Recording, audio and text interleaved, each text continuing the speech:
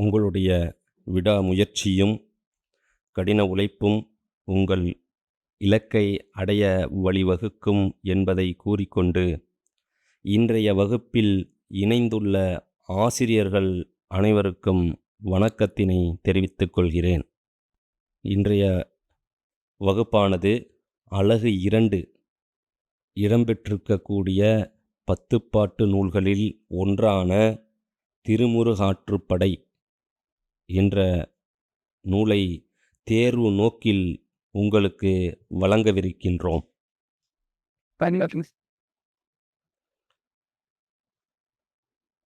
திருமுருகாற்றுப்படை ஆற்றுப்படை நூல்களில் தனித்துவமாக விளங்கக்கூடிய நூலாகவும் 10 பாட்டு நூல்களில் கடவுள் வாழ்த்தாக எண்ணப்படக்கூடிய நூலாகவும் விளங்குகின்ற திருமுருகாற்றுப்படை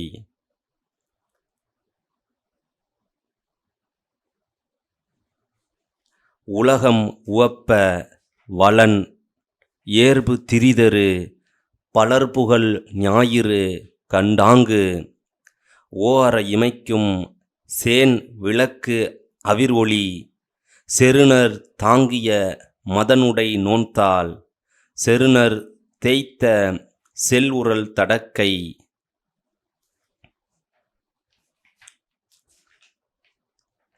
என்று ஆசிரியர் தொடங்குகிறார். நூல்களின் தொடக்கத்தில் மங்கள மொழியாக உலகம் என்பதனை சேர்த்து அமைத்தல் இலக்கிய மரபாக கொண்டுள்ளனர். இப்போ எடுத்துக்காட்டாக பார்த்தோம் அப்படின்னா, கம்பராமாயணத்தில் உலகம் யாவையும் அப்படின்னு தொடங்குறார் கம்பர். சேக்கிழார் பெரிய புராணத்தில் உலகெல்லாம் உணர்ந்து என்று தொடங்குகிறார். அதுக்கப்புறம் பார்த்தீங்கன்னா காப்பியங்கள் ஒன்றான மணிமேகலை பார்த்தீங்கன்னா உலகம் திரியா அப்படின்னு தொடங்குது. வளையாபதியும் உலகம் மூன்றும் என்று தொடங்குகிறது. அவ்வகையிலே நச்சினார்க்கினியரும் உலகம் உவப்ப என்று தொடங்குகிறார். உலகம் உவப்ப வளன் ஏர்பு திரிதரு. அப்போ உலக உயிர்கள் மகிழும்படியாக மேருவை வளமாக கொண்டு எழுந்து பலர் புகழ் ஞாயிறு கடல் கண்டாங்கு. அனைவரும் புகழக்கூடிய சூரியனானது கடல் இடத்தே கண்டார் போல ஓஅற இமைக்கும்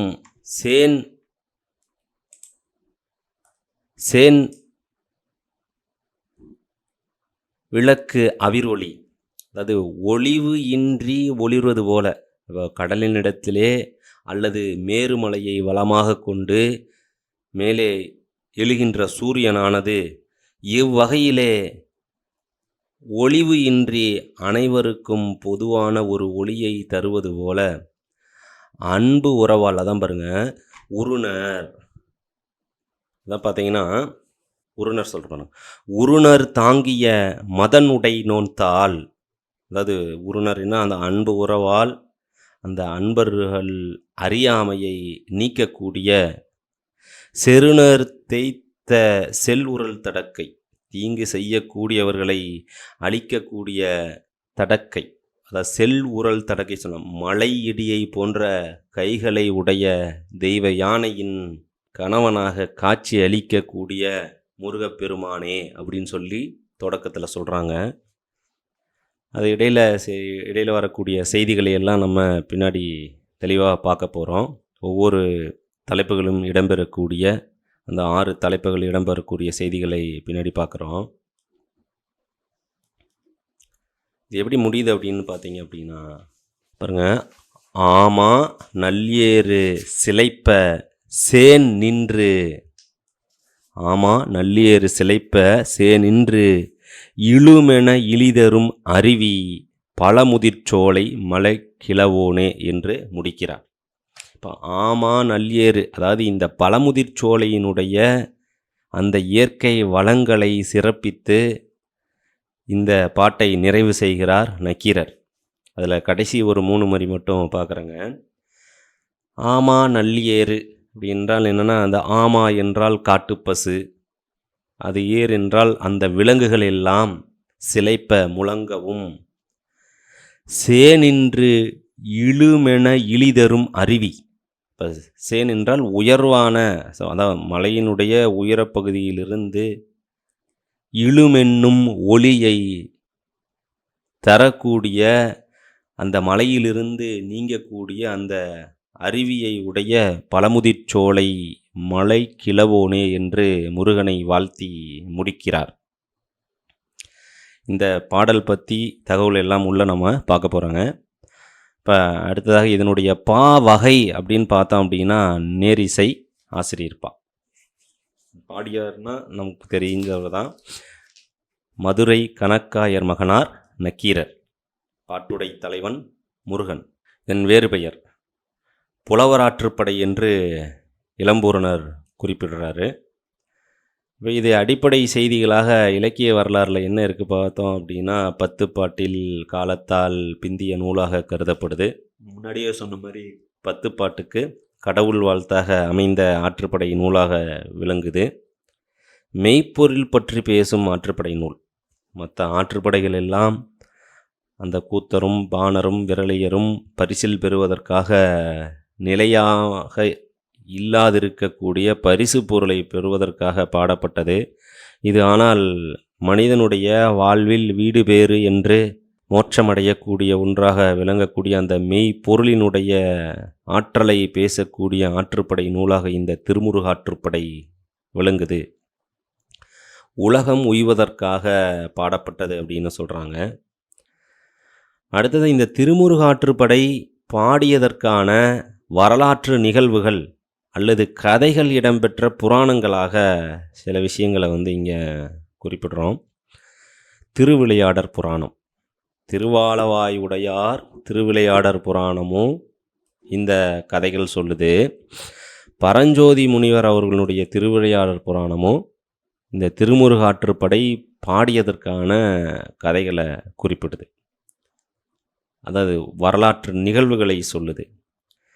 சீகாலத்தி புராணம், சிவபுரகாசர் சுவாமிகள் இயற்றிய சீகாலத்தி புராணமும், திருப்பரங்கிரி புராணம் நிறம் அழகிய தேசிகர் இயற்றிய திருப்பரங்கிரி புராணமும் இந்த நக்கீரரானவர் விடுதலை வேண்டி பாடியதாக அந்த புராணங்களில் செய்திகள் இடம்பெறுது.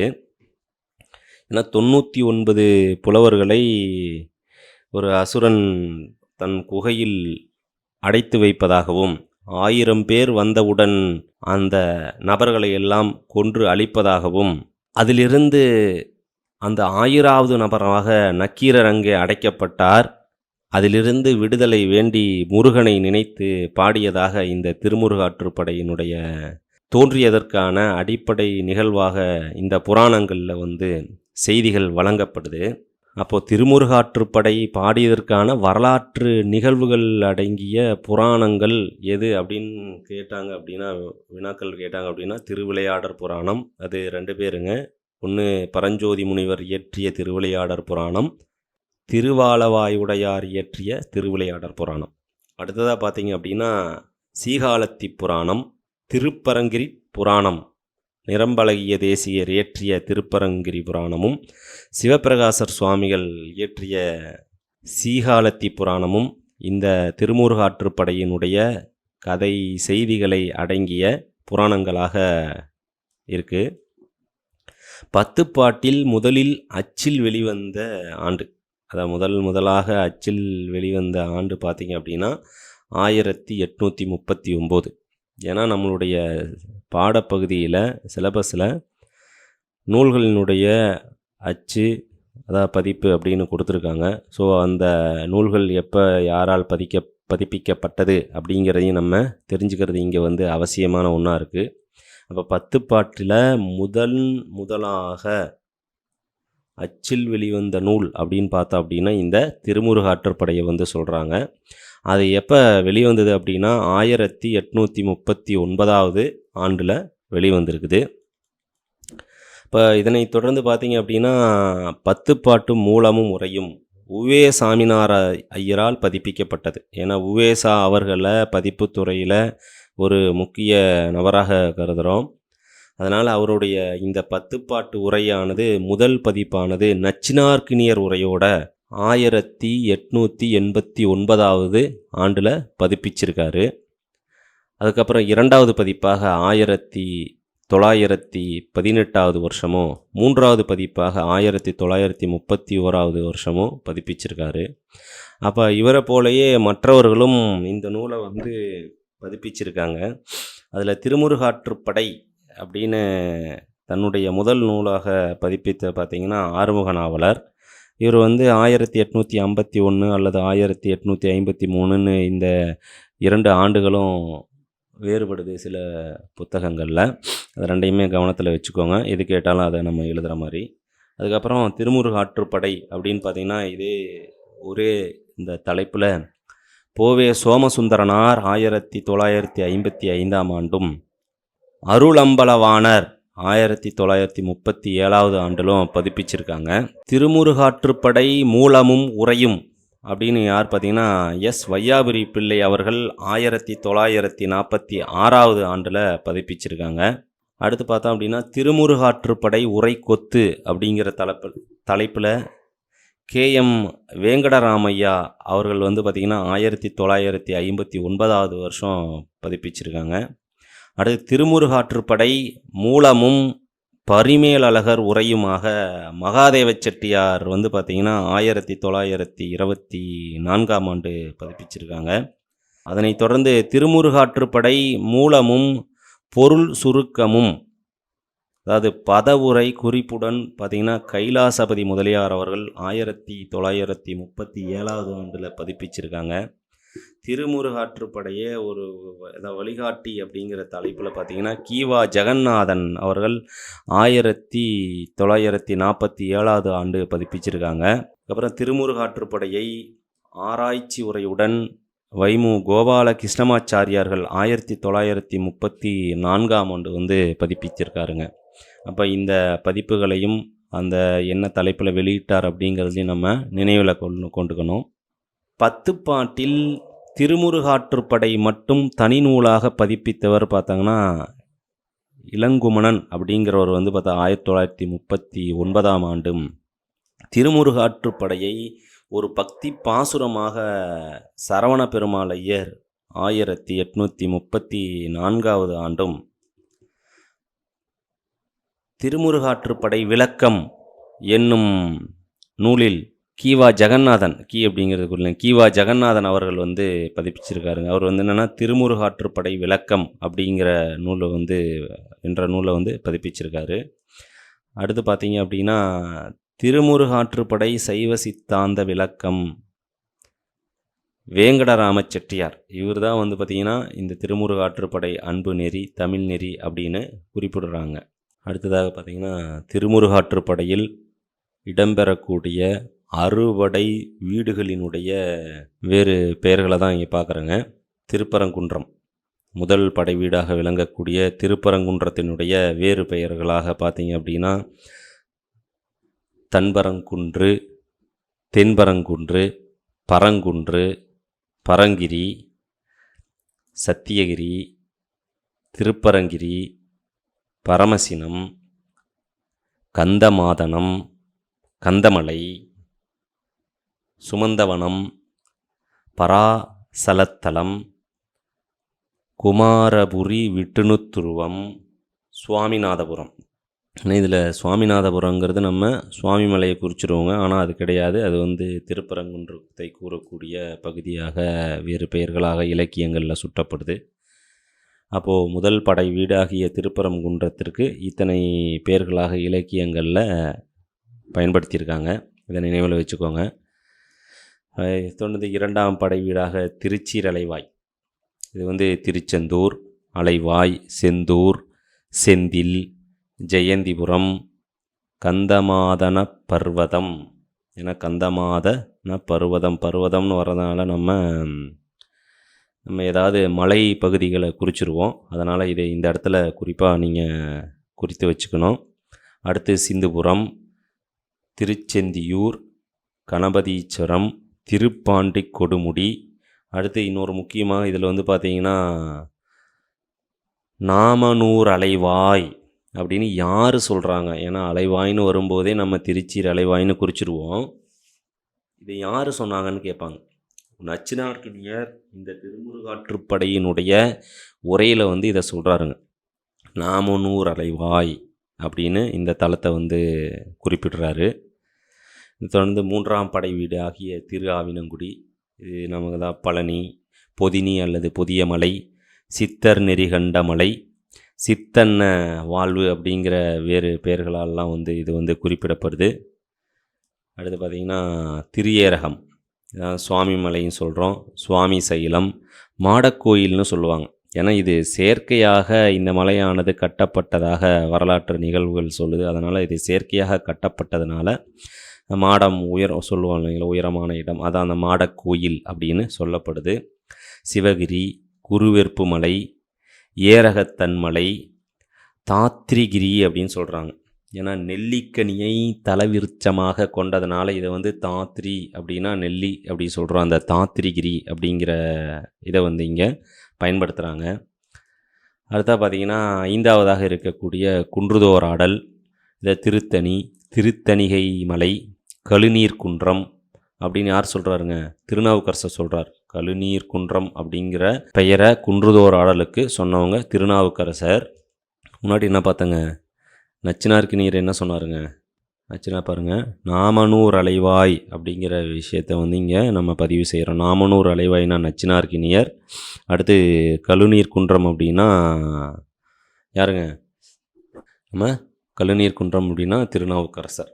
அதுக்காக இறுதி பகுதியாக இருக்கக்கூடிய 6ஆம் படை வீடாகிய பழமுதிர்ச்சோலை, இதுக்கு வந்து அழகர் மலை, அடுத்து சோலை மலை, திருமலிருஞ்சோலை மலை, அடுத்து திருமலிரும் குன்றம் அப்படிங்கிற பெயர்களெல்லாம் வந்து இலக்கியங்களில் வழங்கப்படுது. இது வினாக்கள் கேட்கக்கூடிய பகுதியாக இருக்கிறதுனால அதை பாருங்கள். அது வந்து அந்த அறுபடை வீடுகள், அதாவது திருப்பரங்குன்றம் முதலாக பழமுதிர்ச்சோலை ஈராக இருக்கக்கூடிய 6 பகுதிகளாக பிரிக்கப்பட்டு இருக்கக்கூடிய அந்த பகுதிகளில் இடம்பெறக்கூடிய செய்திகளை தான் நம்ம இங்கே சுருக்கமாக பார்க்குறோம். ஒன்று முதற் பகுதியாகிய, அதான் முதல் படை வீடு அல்லது முதற் பகுதி திருப்பரங்குன்றது என்னென்னா ஞான நிலை அப்படின்னு குறிப்பிடுறாங்க. ஞான நிலை அப்படின்னு குறிப்பிடுறாங்க. இது என்ன அப்படின்னா முருகக் கடவுளினுடைய திருவுருவச் சிறப்பும், சூரர மகளிரின் செயல்களும், சூரனை சம்ஹாரம் செய்த அந்த செயலும், மதுரையின் பெருமை, திருப்பரங்குன்றத்தின் இயற்கை வளம், இந்த செய்திகள் அடங்கிய பகுதியாக இந்த திருப்பரங்குன்றம் வந்து விளங்குது. இதில் முக்கியமாக என்னென்னா முருகனுடைய திரு உருவச் சிறப்பு. ஏன்னா அவனுடைய அந்த 6 முகங்களின் இயல்பு, 12 கைகள், அவனுடைய தோற்றத்தை பற்றி பாடக்கூடியது வந்து பார்த்திங்கன்னா 2ஆம் பகுதியாகிய திருச்சீரலைவாய். இந்த திரு உருவச் சிறப்பு, சூரர மகளினுடைய செயல்கள், அடுத்து சூரனை சம்ஹாரம் செய்தது, மதுரையின் பெருமை போன்றவற்றை விளக்கக்கூடியதாக இந்த திருப்பரங்குன்றம் அப்படிங்கிற பகுதி வந்து அமைஞ்சிருக்குது. அடுத்து பார்த்திங்க அப்படின்னா 2ஆம் பகுதியான திருச்சீரலைவாய், இதை வந்து கிரியை நிலை அப்படின்னு சொல்கிறாங்க. இதில் என்னென்னா பிணிமுகம் அப்படிங்கிற அந்த யானையினுடைய பேர் வந்து பிணிமுகம், அதனுடைய இயல்பு சொல்லப்படுது. 6 முகங்களினுடைய இயல்பும் 12 திருக்கரங்களினுடைய செயல்களும், இந்த இத்தலத்தில் எழுந்தருளியுள்ள அந்த தோற்றம், முருகனுடைய அந்த தோற்றத்தை 2ஆம் பகுதியில் வந்து ஆசிரியர் விளக்குறாரு. தொடர்ந்து 3ஆம் பகுதியான திரு ஆவினங்குடி, இது வந்து இச்சை நிலை அப்படின்னு சொல்கிறாங்க. இச்சை நிலை அப்படின்னு சொல்லப்படுது. இதில் என்னென்னா திருமால், சிவன், இந்திரனுடைய இயல்புகள், அடுத்து அவங்க பார்த்திங்கன்னா முருகன் வழிபடும் முனிவர்களுடைய ஒழுக்கம். ஏன்னா அந்தணர்களுடைய ஒழுக்கம் பிற்பகுதியில் சொல்லப்படுதுங்க. இங்கே வந்து முனிவர்களுடைய ஒழுக்கம் எங்கன்னா திரு ஆவினங்குடியில் சொல்லப்படுது. தேவருடன் முருகனை வணங்க வரும் மகளிர்களுடைய அந்த செய்திகள், தேவ மகளிர் பற்றிய செய்திகள் அடங்கிய பகுதியும் இதுதான். அதான் தேவர் பற்றிய செய்தி. தேவர்கள் அப்படின்னா யாருங்க? கடவுளாக விளங்கக்கூடிய திருமால், சிவன், இந்திரன், அது இல்லாமல் பார்த்திங்கன்னா அந்த தேவ மகளிர் சொல்லுவோம் இல்லைங்களா, அவங்க எல்லாம் பற்றியும் சொல்லக்கூடிய இடமா இருக்குது. ஏன் இங்கே இவங்க எல்லாம் ஒன்றா வராங்க அப்படின்னா, பிரம்மனுக்கு சாபம் இட்டு பூவுலகிற்கு அனுப்பிய செய்தி இடம்பெறக்கூடிய பகுதியாக இந்த திருஆவினங்குடி இடம்பெறுது. இதில் தான் திருமாலும் சிவனும் முருகனிடம் சென்று பிரம்மனுடைய சாபத்தை நீக்க வேண்டியே துணையாக இந்திரன் முதலான தேவர்கள் எல்லாம் வராங்க. அதனால தான் இது தேவர்கள் பற்றிய செய்திகள் அடங்கிய பகுதியாக விளங்குது. இதனை அடுத்து 4ஆம் பகுதி, அதான் 4ஆம் படை வீடு அப்படின்னு சொல்லலாம். இது ஞான நிலை அப்படின்னு சொல்கிறாங்க. அந்தணர்களுடைய இயல்பு 4ஆம் பகுதி. ஆனால் இங்கே 3ஆம் பகுதியில் தான் என்னதுங்க, முனிவரனுடைய ஒழுக்கங்கள் பற்றி, இயல்புகளை பற்றி சொன்னாங்க. இங்கே அந்தணருக்குரிய கடமைகளாக 3 வகையான வேள்வி பற்றிய செய்தி இங்கே இடம்பெறுது. அந்தணனானவன் எப்படி தன்னுடைய வாழ்க்கையை கழிக்கணும் அப்படிங்கிற செய்தி இதில் தான் இடம்பெறுது. அவங்க 3 வகையான வேள்விகள், அந்த கேள்விகள் இல்லைங்க, வேள்விகள், இங்கே எழுத்துப்பிள்ளையாக இருக்குது. வேள்விகள் பற்றிய செய்தி அது உள்ள சொல்லுவோம் நம்ம. முருகன் அவர்கள் முருகனை வழிபடக்கூடிய விதம்.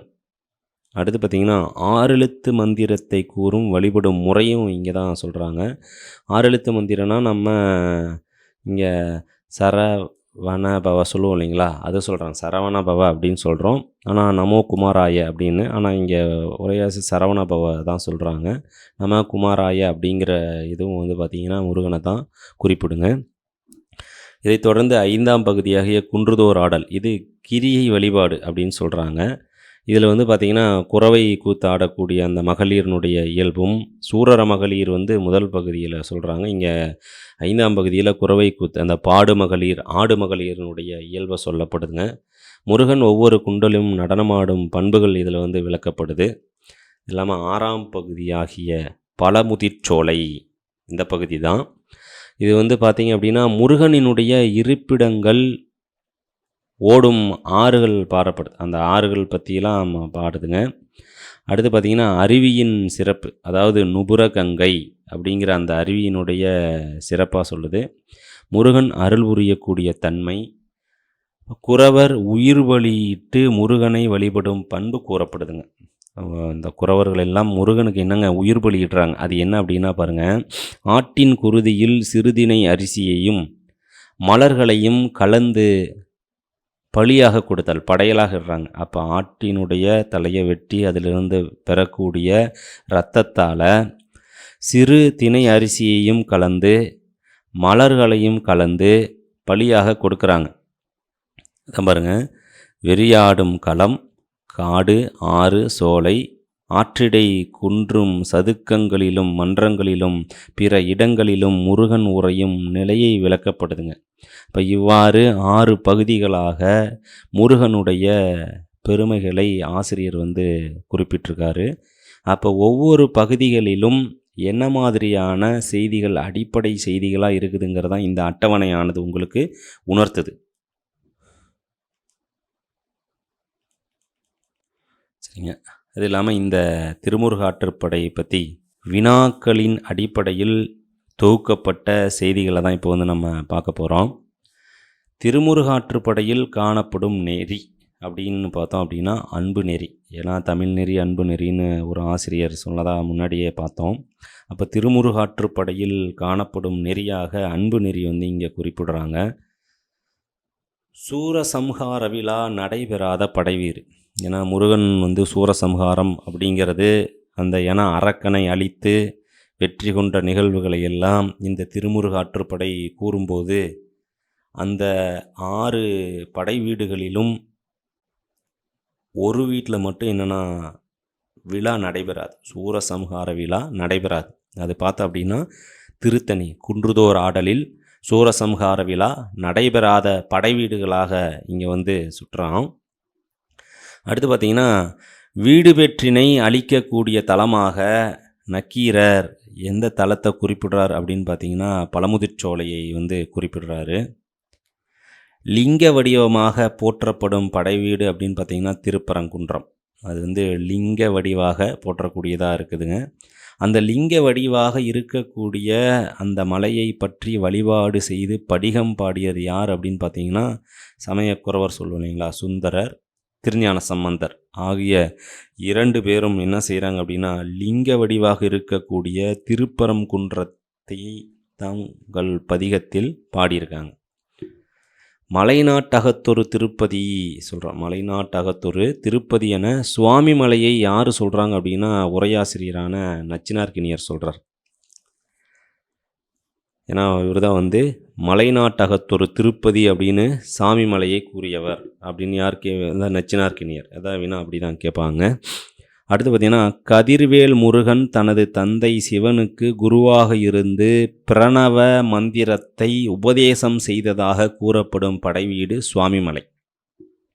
அப்போ பிரணவ மந்திரத்தை சிவனுக்கு எந்த தலத்திலிருந்து முருகன் வழங்குறார் அப்படின்னு பார்த்தீங்கன்னா, சுவாமிமலை அப்படிங்கிற தலத்திலிருந்து வழங்குறாரு. அதான் பாருங்கள், கல் மலிந்தோருக்கும் கழுநீர் குண்டம் என திருத்தணியை பாடியவர் திருநாவுக்கரசர்.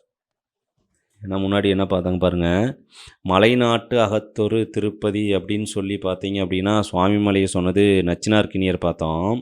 இங்கே கல் மலிந்தோருக்கும் கழுநீர் குன்றம் என திருத்தணியை பாடியவர் திருநாவுக்கரசர். அழகு திருத்தணி மலை என்று தம் பாடலில் புகழ்ந்தவர் அருணகிரிநாதர். திருப்புகழில் வந்து புகழ்கிறாருங்க. அழகு திருத்தணி மலை அப்படின்னு யார் புகழ்ந்தாருன்னா அருணகிரிநாதர் பயன்படுத்துகிறார் அந்த சொல்ல. அடுத்து படை வீடுகளில் மிகவும் தொன்மை வாய்ந்ததாக விளங்கக்கூடியதுன்னு பார்த்தோம் அப்படின்னா குன்றுதோர் ஆடல் திருத்தணி தான் மிகவும் தொன்மை வாய்ந்தது அப்படின்னு சொல்கிறாங்க. அடுத்து பார்த்தோம் அப்படின்னா, முருகன் சிறுவனாக வந்து ஔவையை சோதித்த இடம் பழமுதிர்ச்சோலை. அதாவது இந்த சுட்டப்பழம் வேண்டுமா சுடாத பழம் வேண்டுமான்னு சொல்கிறோம் இல்லைங்களா, அது வந்து பழமுதிர்ச்சோலை முருகனை தான் வந்து சொல்கிறாங்க. அடுத்து பார்த்திங்க அப்படின்னா, சூரனை சம்ஹாரம் செய்துவிட்டு மனம் சாந்தியடைய முருகன் அமர்ந்த தலம் பார்த்திங்கன்னா திருத்தணி. சூரனை திருத்தணி தான் வந்து அந்த குன்றத்தூர் அப்படிங்கிற இடத்துல வந்து உட்கார்றாங்க. அடுத்து பார்த்திங்க அப்படின்னா, சிலம்பு ஆறு என்னும் புனித நீர்த்தலம் அமைந்துள்ள அறுபடை வீடுகளில் எது அப்படின்னு பார்த்தோம் அப்படின்னா பழமுதிர்ச்சோலை. ஏன்னா இந்த நுபுர கங்கை இந்த பேரை நினைவில் வச்சுக்கணுங்க. இதை நம்ம முன்னாடி அட்டவணையிலேயே கொடுத்துருக்கோம். இப்போ திருச்சிலம்பு ஆறு அப்படின்னாலும் ஒன்று தாங்க, நுபுரகங்கை அப்படின்னாலும் ஒன்று தான். அதை புனித தீர்த்தமாக பழமுதிர்ச்சோலை இருக்கக்கூடிய அந்த ஆற்றை புனித தீர்த்தமாக எல்லாரும் வணங்குறாங்க. இந்த சங்கத்தொகை நூலான பரிபாடலில் பார்த்தீங்கன்னா சுற்றும் சொல்லக்கூடிய அறுபடை வீடாக இந்த பழமுதிர்ச்சோலை வந்து விளங்குது. அடுத்து முருகனுக்கு பார்த்திங்கன்னா சிவனும் பார்வதியும் காட்சியளித்து அந்த அறுபடை வீடு அப்படின்னு பார்த்திங்கன்னா திருப்பரங்குன்றம். முருகனுக்கு சிவனும் பார்வதியுமாக காட்சியளித்த அந்த அறுபடை வீடு பார்த்தோம் அப்படின்னா திருப்பரங்குன்றம். போரில் வெற்றி பெற்ற முருகனை தேவர்கள் வந்து தரிசித்து சென்ற இடமும் வந்து பார்த்திங்கன்னா திருச்சீரலைவாய். போரில் வெற்றி பெற்ற முருகனை தேவர்கள் வந்து சந்தித்த இடம் திருச்சீரலைவாய். அடுத்து பார்த்திங்க அப்படின்னா, திரியேரகம் தலத்தில் மயிலுக்கு பதிலாக வந்து பார்த்திங்கன்னா இடம்பெறக்கூடியது வந்து ஐராவதம். இந்திரனால் வழங்கப்பட்ட அந்த ஐராவதம் யானை வந்து மயிலுக்கு பதிலாக திரியேரகத்தில் வந்து இடம்பெறுது. திரியேரகத்தை திருப்பதி அப்படின்னு சொன்னவர் பார்த்திங்கன்னா நச்சினார்க்கினியர், சுவாமிமலை அப்படின்னு சொன்னவர் பார்த்திங்கன்னா அருணகிரிநாதர். அப்போ திரியேரகத்தை திருப்பதி என்றவர் பார்த்திங்கன்னா நச்சினார்க்கினியர், திரியேரகத்தை சாமிமலை அப்படின்னு சொன்னவர் பார்த்திங்கன்னா அருணகிரிநாதர். வரைவிடங்களில் சிறந்தது தணிகை மால் வரையே அப்படின்னு சொன்னது கச்சியப்ப முனிவர். இந்த கூற்றை வச்சுங்க, வரைவிடங்களில் சிறந்தது தணிகை மால் வரையே கச்சியப்ப முனிவர். மலை கிழவோன் என்று நக்கீரர் எத்தல முருகனை குறிப்பிடுகிறார். இதான் நான் பழமுதிர்ச்சோலை, ஏன்னா இது இறுதி வரிங்க, மலை கிழவோனே அப்படின்னு சொல்லி முடிக்கிறாரு. அடுத்து பார்த்திங்கன்னா, சூரபத்மனுடன் போரில் வென்று அவனை மயில் சேவலாக ஆட்கொண்டான். ஏன்னா அந்த மரம் மாமரமாக கடலில் உள்ளே போய் ஒளிந்து கொள்ளக்கூடிய அந்த சூரபத்மனை கடலில் சென்று வந்து அந்த மாமரத்தை இரண்டாக பிளந்து அவனை கொல்வதாக செய்திகள் இடம்பெறுது. அப்போ அதில் வந்து இரண்டாக பிரிந்த அந்த மரம் மயிலும் சேவலுமாக தன்னுடைய ஆட்கொள்கிறாரு. திருச்சீரலைவாய்க்கு பயணம் செய்ய முருகன் பயன்படுத்தியது பார்த்திங்கன்னா பிணிமுகம் அப்படிங்கிற யானை தான் பயன்படுத்துகிறாங்க. அடுத்து வள்ளியம்மையை திருமணம் செய்து கொண்ட தலமாக குன்றுதோராடல் விளங்குது. அப்போ சைவ வைணவர்களுக்கு ஒற்றுமை சின்னமான தலமாகவும், கருவறையில் முருகன் திருமால் காட்சியளிக்கும் தலமாகவும் விளங்குவது பார்த்தோம் அப்படின்னா பழமுதிர்ச்சோலை அப்படிங்கிற அந்த அறுபடை வீட்டில் ஒன்றா பழமுதிர்ச்சோலை 6ஆம் படை வீடு தான் இங்கே விளங்குது. ஐயவி என்னும் வெண்கடுகு தூவி முருகனை வழிபடும் நிகழ்ந்த தலமாக பழமுதிர்ச்சோலை விளங்குது. வீடு பெறுவதற்கு சமைந்தான் ஓர் இரவலனை, வீடு பெற்றான் ஒருவன் முருகனிடத்தே ஆற்றுப்படுத்துவதே ஆற்றுப்படை அப்படின்னு சொன்னவர் யாருன்னு பார்த்தீங்கன்னா நச்சினார்க்கினியர். போன்ற செய்திகள் எல்லாம் தேர்வு நோக்கு அடிப்படையில் மேலே பார்க்குறோம். அது இல்லாமல் இந்த திருமுருகாற்றுப்படையில் பாடல் வரிகளை கொடுத்து எங்கெல்லாம் வினாக்கள் கேட்பாங்க அப்படிங்கிற நம்மளுடைய முயற்சி தான் இந்த பகுதி. இப்போ திருப்பரங்குன்றம் முதல் பகுதி நம்ம முன்னாடியே பார்த்தோம். உலகம் உவப்ப வளநேர்வு திரிதரு பலர்புகழ் ஞாயிறு கடல் கண்டாங்கு அப்படின்னு தொடங்கக்கூடிய அந்த பகுதியாக பார்த்திங்கன்னா இந்த 2 வரிகளையும் கேட்கலாம். இது ஏன்னா உலகம் அப்படின்னு தொடங்கக்கூடியதாக கம்பராமாயணம், பெரிய புராணம், வளையாபதி, மணிமேகலை இன்னும் மற்றும் சில இலக்கியங்கள்லாம் இருக்குது.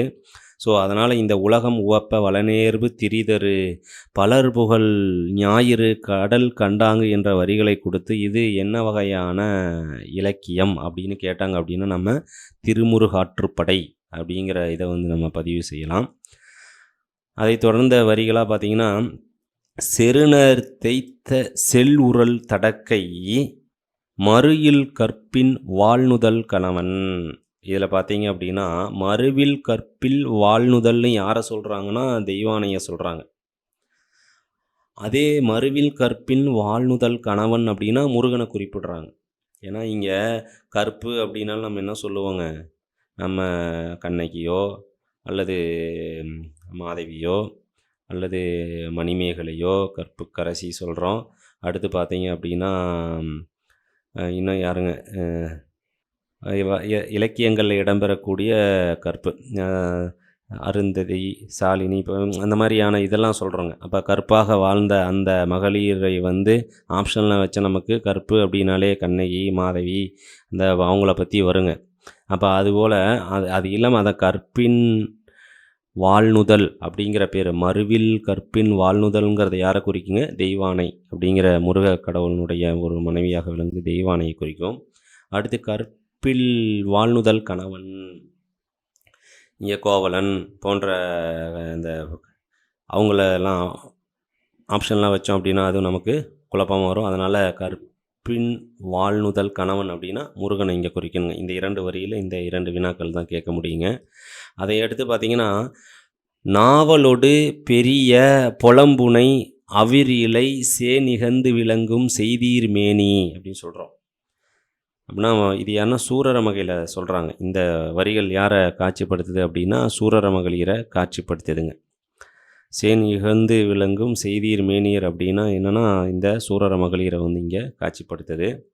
அடுத்து தெய்வ உத்தியோடு வளம்புரிவையின் வைத்து அப்படிங்கிற வரிகள் என்ன வினாவாக கேட்கப்படும். தெய்வ உத்தி அப்படின்னா என்னென்னா ஸ்ரீதேவி என்னும் தலையின் அணியும் அந்த அணிகலன் தான் குறிப்பிடும். தெய்வ உத்தி அப்படிங்கிறது ஒரு தலையில் அணியக்கூடிய அணிகலன்.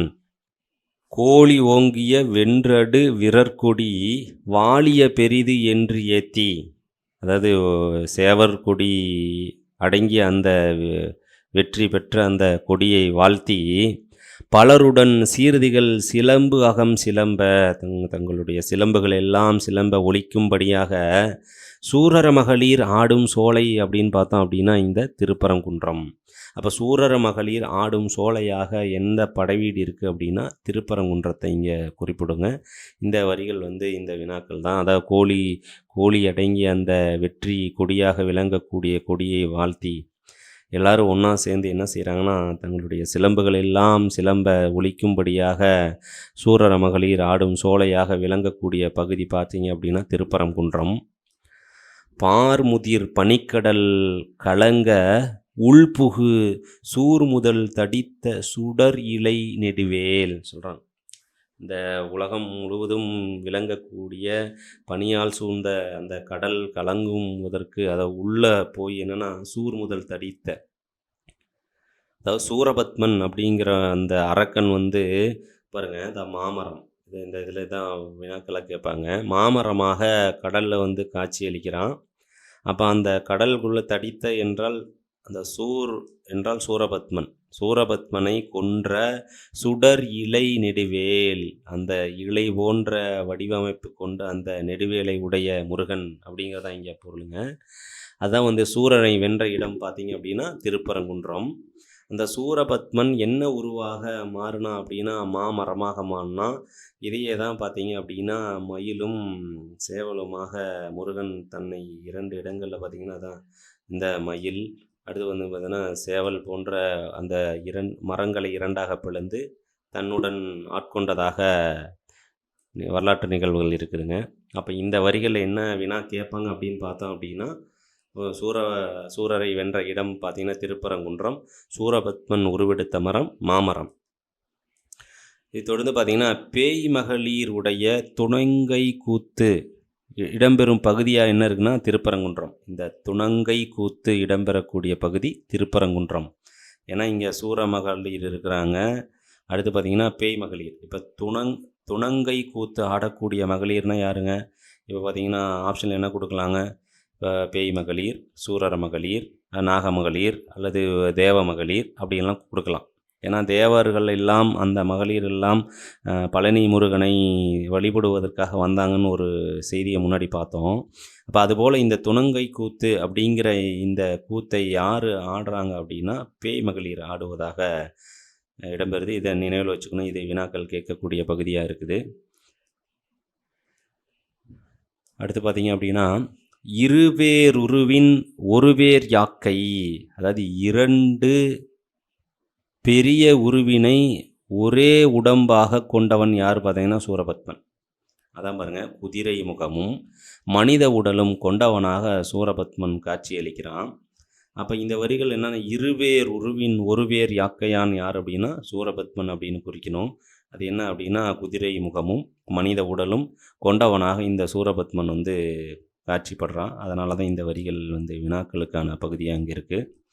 அடுத்து பார்த்திங்கன்னா முதல் தடித்த மறியில் கொற்றத்து எய்யா நல்லிசை செவ்வேர் சேய். இங்கே மாமரமாக இருந்தவனை தடித்தன கொன்று மறி இல்லாத இருந்த யார் பார்த்திங்கன்னா சேய் அப்படின்னா முருகன். இப்போ சேய் என்பது என்ன பொருள்னால் இங்கே வந்து முருகன் அப்படின்னு பொருள் வரும். அடுத்து பாருங்கள், நலம்புரி கொள்கை புலம் பிரித்து உறையும் செலவு நீ நயந்தனையாயின் பலவுடன் நன்னர் நெஞ்சத்து இன்னசை வாய்ப்ப இன்னே பெரிதி நீ முன்னிய வினையே. அதாவது ஆற்றுப்படுத்துகிறாங்க. ஏன்னா இந்த நூல் வந்து இப்போ வாழக்கூடிய காலங்களில் நல்ல விஷயங்களை எல்லாம் செய்த அப்படின்னா நீ வந்து உன்னுடைய முன்னிய வினை பயனாலையும் நீ வந்து மோட்சத்தை அடைய முடியும் அப்படின்னு சொல்லி ஆசிரியர் வந்து ஆற்றுப்படுத்துவதாக இந்த பாடல் இடம்பெறுது. ஏன்னா இந்த ஆற்றுப்படையினுடைய முக்கிய நோக்கமே ஆற்றுப்படுத்துதல். அப்போ அதனால் இந்த வரிகள் இங்கே இருந்தால் சிறப்பாக இருக்கும்னு இதை இங்கே வச்சுருக்கோங்க. அடுத்து பாருங்கள், செரு புகன்று எடுத்த சேனுயர் நெடுங்கொடி வரிப்புனை பந்தொடு பாவை தூங்க அஞ்சிரை வண்டின் அரிக்கணம் ஒலிக்கும் குன்று அமர்ந்து உறைதலும் உரியன். அதாவது திருப்பரங்குன்றத்தினுடைய இறுதி பகுதியை வந்து சொல்கிறாங்க, அதனுடைய வளங்களை எல்லாம் சொல்கிறாங்க. அதான் அஞ்சிரை வண்டின் அரிக்கணம் ஒலிக்கும் குன்றமர்ந்து உறைதலும் உரியன். யாருங்க? அந்த முருகப்பெருமானுடைய அந்த திருப்பரங்குன்ற பகுதி. அதாவது இந்த பாடல் முழுமையாக திருப்பரங்குன்றத்தினுடைய வளங்களை வந்து குறிப்பிடும். இதில் அஞ்சிரை வண்டின் அரிக்கணம் ஒலிக்கும் குன்று அமர்ந்து உறைதலும் உரிய அந்த இடமாக திருப்பரங்குன்றம் அப்படிங்கிற பகுதி வந்து இருக்குது. அடுத்து 2ஆம் படை வீடாகிய திருச்சீரலைவாய். வைநுதி பொருத வடுவாள் வரிநுதல் வாடா மாலை ஓடையொடு துயில் வர. ஒன்றும் இல்லை, இங்கே யானையினால் இந்த இடங்களுக்கு பயணிக்கிறான்னு சொல்கிறோம். அதாவது அதில் வந்து பார்த்திங்கன்னா அந்த யானை வாடா மாலை அப்படிங்கிறது என்ன அப்படின்னு பார்த்தோன்னா பொன்னரி மாலை. ஓடை அப்படிங்கிறது என்ன அப்படின்னு பொருள் பார்த்தோம் அப்படின்னா, யானை முகத்தில் அணிகின்ற ஒரு நெற்றிப்பட்டம். அந்த பிணிமுகம் என்ற யானை அணிந்து வரக்கூடிய, அதன் மீது அமர்ந்து வரக்கூடிய முருகன் தான்.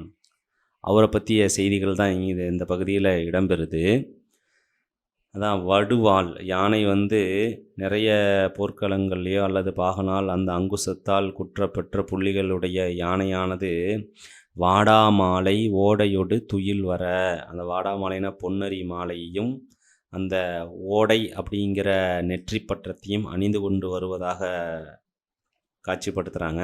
அப்போ இந்த வரிகளில் இந்த பகுதியினுடைய முதல் 2 வரிகளாகவும் அதில் என்ன கேட்குறாங்க அப்படின்னு பார்த்தீங்க அப்படின்னா, ஓடை அப்படின்னா என்ன பொருள்? யானை முகத்தில் அணிகின்ற பட்டம்.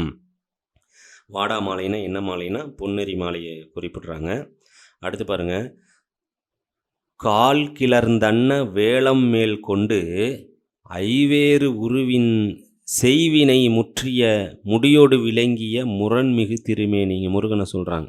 ஐவேறு உருவம் முடியோடு விளங்கியவர் யாருன்னா முருகன். அவர் ஆனால் ஐவேறு உரு என்னன்னா தாமம், முகுடம், பதுமம், கோடகம், கிம்புரி அப்படின்ற தலை அணிகலன்களை இங்கே குறிப்பிட்றாங்க.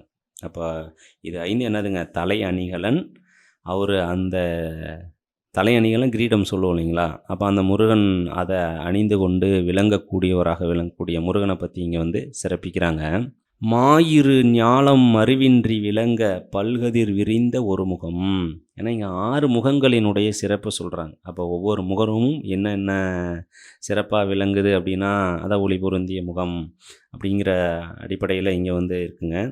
இப்போ 6 முகங்களினுடைய செயல்களும் 12 கைகளினுடைய செயல்களும் கூறக்கூடிய பகுதியாக இந்த திருச்சீரலைவாய் விளங்குது.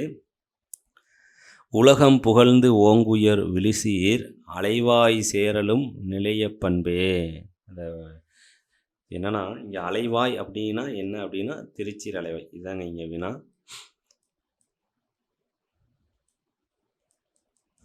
இதை தொடர்ந்து அடுத்த படைவீடாக விளங்கக்கூடிய திரு ஆவினங்குடி. இந்த திருமுருகாற்றுப்படையிலே பார்த்திங்கன்னா முனிவர் துறவியரனுடைய செயல்களை கூறக்கூடிய பகுதியாக இந்த திரு ஆவினங்குடி விளங்குதுங்க. ஏன்னா அந்தனர் கூறக்கூடிய செயலாக வேறு பகுதி. இந்த திரு ஆவினங்குடிங்கிறது பார்த்திங்க அப்படின்னா இந்த முனிவரும் துறவியரனுடைய பகுதி செயல்களை கூறுதுங்க. இப்போ முனிவரனுடைய பகுதியை கூறுறதுனால இதுவும் முதல் ஆரம்பிக்கக்கூடிய வரிகள் தாங்க.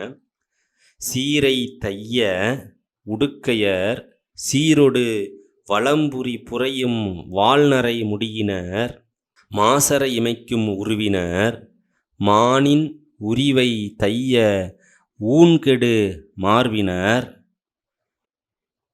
ஒரு எழுத்து பிள்ளைங்க, மார்பினர் என்பு எழுந்து இயங்கும் யாக்கையர் சொல்கிறோம்.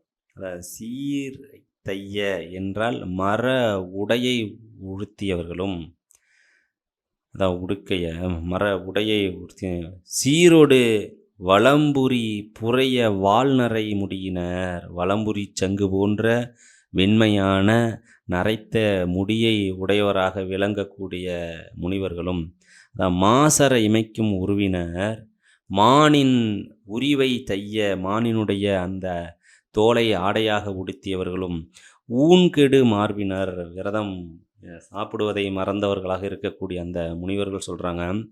என்பு எழுந்து இயங்கும் யாக்கையர் அப்படின்னா, என்பு எழுந்து இயங்கும் யாக்கையர் யாருன்னா முனிவரை நம்ம இங்கே குறிப்பிடணுங்க.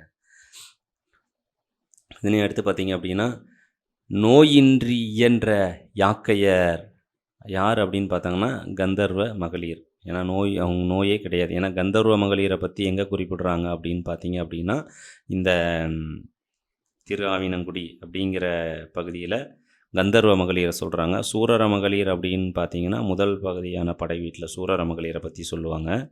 இதை நினைவில் வச்சுக்கணுங்க.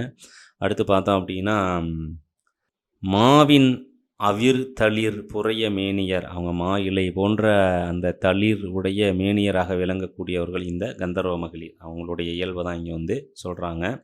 அடுத்து பருமம் தாங்கிய பணிந்து ஏந்து அல்குல் மாசில் மகளிரோடு மறிவின்றி விளங்கும் சொல்கிறாங்க. இங்கே என்னென்னா, இந்த பருமம் அப்படின்னா என்ன அப்படின்னு பார்த்தோன்னா, அந்த 18 கோர்வை உடைய மேகலையை தான் பருமம் அப்படின்னு சொல்கிறோம். அடுத்து பாருங்க, பாம்பு பட புடைக்கும் பல்வரி கொடுஞ்சிறை புல் அணி நீள்குடி செல்வனும். இங்கே நீள்குடி செல்வன் அப்படின்னா யாருன்னு கேட்பாங்க. அது வந்து திருமால். ஏன்னா பழனிக்கு வந்து அவங்கெல்லாம் வராங்க. இப்போ திருமால் வராங்க பாருங்கள். பாம்பு பட புடைக்கும் பல்வரி கொடுஞ்சிறை. அப்போ கொடுஞ்சிறைனா கருடன். அந்த கருட கொடியை அந்த கருட பறவையை தன்னுடைய கொடியில் பதித்தவன் யாருங்க? திருமால். பாம்பு பட புடைக்கும் பாம்பு படுக்கையில் படுத்து கொண்டு அந்த திருமாலினுடைய தோற்றத்தை இங்கே வந்து சொல்கிறாருங்க. அப்போ இந்த வரிகளில் என்ன கேள்வி கேட்பாங்கன்னா, நீள்குடி செல்வன்னா யாருன்னு கேட்பாங்க. கொடுஞ்சிறை புல் அப்படிங்கிறது எதை குறிக்குதுன்னா கருணை குறிக்குதுங்க. அப்போ நீள்குடி செல்வன்னா இங்கே திருமாலை குறிக்குது. வெள்ளேறு வளம்பையின் உயரிய பலர்புகழ் திணிதோல் உமை அமர்ந்து விளங்கும் இமையாமுக்கன். சிவனுடைய 3 கண் இமைக்காது சொல்லுவோம் இல்லைங்களா. இமையாமுக்கன் மூவையில் முறுக்கிய முரண்மிகு செல்வன். இதாங்க இங்கே முரண்மிகு செல்வன்னு கேட்பாங்க. மூவையில்னால் நம்ம எழுதிருவோம் சிவன், அதனால் அதுக்கு முரண்மிகு செல்வன். திருமுருகாற்றுப்படையில் கூறக்கூடிய முரண்மிகு செல்வன்னா சிவன், நீள்கொடி செல்வன்னா திருமால். அடுத்து பாருங்க, திருகிளர் செல்வன் சொல்கிறாங்க இந்திரன். அப்போ இந்திரனுடைய அடைமொழி மேலே இதெல்லாம் கேட்க மாட்டாங்க, நேராக இதான் வினாங்க. திருகிளர் செல்வன் அப்படிங்கிறதான் இந்திரன். 110 அடுக்கிய நாட்டத்து 100 பல் வேள்வி முற்றிய வென்றடு கொற்றத்து 2 ஏந்திய மார்பின் எழில்நடை தாழ்வெறும் தடக்கை உயர்ந்த யானை எருத்தம் ஏறி. இல்லைங்க, வந்து என்னதுங்க, 100 பல் யாகங்களை வெற்றி பெற்ற அஸ்வமேத யாகம் 100க்கு மேலே செஞ்சுருக்கான். 110 அடிக்கினா அந்த 1000 கண்களை உடையவன், சாபத்தால் பெற்ற அந்த இந்திரன் 1000 கண்கள் உடையவன். 100 அஸ்வமேத யாகம் முற்றி வென்று அதை அஸ்வமேதத்தில் வென்றவன். 2 ஏந்திய மார்பின் எழில்நடை தாழ்பெரும் தடக்கை உயர்ந்த யானை.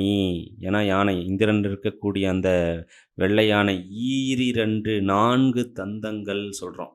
இங்கே என்னென்னா அந்த 4 தந்தத்தை கொண்டதும் மார்பில் ஏந்திய அந்த எழில்நடையை கொண்ட அந்த நீண்ட பெரும் தும்பிக்கையை உடைய அந்த உயர்ந்த யானை, வெள்ளை யானையை சொல்கிறாங்க. அப்போது இதெல்லாம் என்னதுங்க, இந்திரனுக்கு சொன்ன அந்த அவருடைய தோற்றத்தை சொல்கிறாங்க. ஆனால் இங்கே வினாவாக பார்த்தா அப்படின்னா திருகிளர் செல்வன் அப்படின்னு தான் வருங்க. திருகிளர் செல்வன் அப்படின்னா இந்திரன் அப்படின்னு சொல்கிறோங்க. அந்த ஐராவதம் என்னும் 4 தந்தங்களை உடைய யானையின் மீது வருவோம்னா இந்திரன். அடுத்து பாருங்க, நாற்பெரும் தெய்வத்து நல்நகர் நிலைய உலகம் காக்கும் ஒன்றுபுரி கொள்கை பலர் புகழ் மூவரும் தலைவராக. இந்த மூவரும் தலைவராக இருக்கிறாங்க. அதான் 4 தெய்வத்து நல்நகர் நிலைய. இந்த 4 தெய்வத்தில் இந்த திருஆவினங்குடிக்கு வரும் 4 தெய்வம்னா யாருங்க? பிரம்மன், திருமால், சிவன், இந்திரன். ஏன்னா பிரம்மன் தான் வந்து சாபத்தால் போயிடுறாங்க. அப்புறம் பார்த்தீங்க அப்படின்னா திருமால், சிவன், இந்திரன் ஆகிய அந்த உலகை காக்கக்கூடிய மூவரும் ஒன்றான கொள்கையோட தலைமையாக கொண்டு எங்கே வராங்க? இந்த திருஆவினங்குடிக்கு வராங்க. அப்போ 4 தெய்வம்னா இங்கே என்னதுங்க, பிரம்மன், திருமால், சிவன், இந்திரன். மூவர்னா அதில் திருமால், சிவன், இந்திரன் சொல்கிறாங்க. அடுத்து பாருங்கள், 4 திசை தெய்வங்கள், அதான் அஷ்டதிக்கு பாலகர்கள்னு சொல்லுவோம் இல்லைங்களா. அந்த 8 பேர் பார்த்தீங்கன்னா இந்திரன், யமன், வருணன், குபேரன், ஈசனம், அக்னி, வாயு, நிர்த்தி. இவங்களுடைய கிழக்கு, மேற்கு, தெற்கு இந்த பகுதியெல்லாம் நீங்கள் கட்டாயம் பார்த்துக்கணுங்க. அதை தொடர்ந்து அடுத்து பார்த்தீங்க அப்படின்னா, பகலில் தோன்றும் இகழில் காட்சி 4 இயற்கை 11 மூவரோடு 9 உயர்நிலை பெரியர் மீன் பூத்தன்ன தோன்றலர் மீன் சேர்வு வலிக்கிளர் அன்ன சொல்கிறோம். பகலில் தோன்றும் இகழில் காட்சி. இப்போ இதில் என்னன்னாங்க, இந்த வரிகளில் என்ன கொடுக்குறாங்கன்னா 11 மூவரோடு சொல்கிறாங்க. அப்போது 9 சொல்கிறாங்க. அதாவது 18 கணங்களும் நால்வேறு இயற்கை. நால்வேறு இயற்கைனா யாரை குறிக்குது அப்படின்னா ஆதித்தர், உருத்திரர், வசு, மருத்துவர் இவங்கள வந்து குறிப்பிடுறாங்க. அப்போ நால்வேறு இயற்கையினர் அப்படின்னா யாருங்க? இங்கே ஆதித்தர், உருத்திரர், வசு, 9 திரட்சி அந்த 18 கணங்கள் சொல்கிறோம். அதை வந்து இங்கே பார்த்துக்கணுங்க. அடுத்ததாக திரியேரகம் சுவாமிமலை பற்றி. இது வந்து அந்தணர் பற்றி கூறும் பகுதி. ஏன்னா முனிவர்கள் பற்றி கூறக்கூடிய பகுதியாக முன்னாடியே பார்த்தோம். இப்போ இந்த திரு ஏரகம் அப்படிங்கிறது அந்தணர்கள் பற்றிய பகுதியாக இருக்குது. 2 எய்தி இயல்பினின் வளாது இருவர் சுற்றிய பல்வேறு தொல்குடி 64 இரட்டி இளமை நல் யாண்டு ஆறினில் கழிப்ப அரண் நவில் கொள்கை 3 வகை குறித்த முத்தி செல்வத்து இருபிறப்பாளர். அப்போ ஒரு அந்தணனானவன் எப்படி வந்து இருக்கணும் அப்படிங்கிற அந்தணருக்குரிய வரையறையை கூடக்கூடிய பகுதியாக இந்த திரியரகம் அப்படிங்கிறது விளங்குது. இப்போ 2 எய்திய இயல்பினின் வளாது. 2 என்னதுங்க? 6 வகை தொழிலில் என்ன செய்யணுங்க? அந்த இயல்பிலிருந்து வளாது இருக்கணும். அடுத்து பாருங்க, இருவர் சுற்றிய தொல்குடியிலிருந்து, அதான் 64 இரட்டி. 6 என்னன்னுங்க? 24 சொல்லுவாங்க. அப்போ 48 ஆண்டுகள் சொல்கிறாங்க. 64 இரட்டி இளமை நல்யாண்டு. தன்னுடைய இளமையில் ஆறினில் கழிப்ப. ஆறுனா இங்கே வழி, அந்த நன்னெறியில் தன்னுடைய வாழ்க்கையை அரண் நவில் கொள்கை அரணிலிருந்து பெறலாமல் 3 வகை குறித்த முத்தி செல்வத்து இருபிறப்பாளர் சொல்கிறாங்க. அப்போ இருபிறப்பாளர்னா யாரை குறிப்பிடுங்க? அந்தணரை குறிக்கும். அதான் பூணூல் சடங்கிற்கு முன்பு ஒரு பிறப்பும் பின்னொரு பிறப்பும் ஆகிய 2 பிறப்பினை உடைய அந்த அந்தணர்களை குறிக்கிறதான் இருபிறப்பாளர்ன்ற செய்தி. இங்கே அறுவகை தொழில்னா என்னதுங்க? ஓதல் முதலிய அறுவகை தொழில். அந்தனுக்குரிய அறுவகை தொழில் என்ன பார்த்தோம்னா ஓதல், ஓதுவித்தல், வேட்டல், வேட்பித்தல், ஈதல், ஏற்றல் அப்படிங்கிற இந்த அறுவகை தொழிலில் மாறாமல் முத்தி செல்வம், அதாவது சதுரம், முக்கோணம், வில்வடிவம் போன்ற அந்த 3 வடிவுடைய குண்டத்தில் ஆகவனீயம், தட்சிணாக்கினியம், காரூகபத்தியம் அப்படிங்கிற இந்த 3 வகை வேள்விகளை நடத்தியிருக்கணும். தீயால் வேள்வி நடத்தியிருக்கணும். அப்போது துறவி முனிவர் பற்றி கூறும் பகுதி தான் திரு ஆவினங்குடி மேலே பார்த்தோம். அப்போ அந்தணரினுடைய கூறும் பகுதி திரியரகம். இந்த பகுதியை நமக்கு குழப்பம் வராமல் நினைவில் வச்சுக்கணுங்க. இது வினாக்களுக்கான பகுதி. அப்போ இதில் என்ன சொல்கிறாங்க? ஒரு அந்தணனானவன் 6 வகை தொழிலில் வாழ்க்கையில் வலுவாமல் இருக்கணும், குற்றமில்லாமல் இருக்கணும், 3 வடிவில் குண்டத்தில் பெற்ற அந்த முத்தி செல்வத்தை அடைந்தவனாக இருக்கணும், 48 ஆண்டுகள் பிரம்மச்சரியத்தை காத்தவனாக இருக்கணும்னு சொல்லி அந்தணருக்குரிய அந்த வாழ்வியல் முறையை விளக்கக்கூடிய பகுதியாக இந்த திரியரகம் பகுதி விளங்குது. 6 எழுத்து அடக்கி அருமறை கேள்வி நாயியல் மருங்கின் நவில பாடி விரையுறு நறுமலர் ஏற்றி பெரிது உவந்து ஏரகத்து உரைகளும் உரியன். 6 எழுத்தை அடக்கி, அதாவது 6 எழுத்து மந்திரம் சரவணபவ அப்படிங்கிறது நமோ குமாராயனும் சொல்லப்படுதுங்க.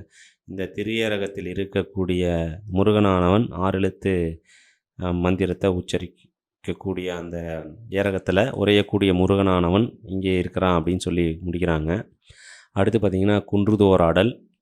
இதனுடைய முதல் வரிகளாக பைங்கொடி நரைக்காய் இடையிடுவு வேலன் அம்பொதி புகட்டில் விரை குளவி சொல்கிறாங்க. அப்போ இங்கே நரைக்காய் அப்படிங்கிறது, குளவி அப்படிங்கிறது என்ன பொருள்னா, நரைக்காய்னா ஜாதிக்காய்னு பொருளுங்க. குளவினா இங்கே காட்டு மல்லிகையே சொல்கிறாங்க. குள்ளை அப்படிங்கிறது கஞ்சா செடி. அதனுடைய பாடல் வரிகளில் வரும். இதை தவிர இங்கே வேறு எதுவும் வினாக்களுக்கான பகுதியாக இல்லை. இதனை தொடர்ந்து பார்த்திங்கன்னா முருகனுடைய பெயர்களாக பாருங்கள்.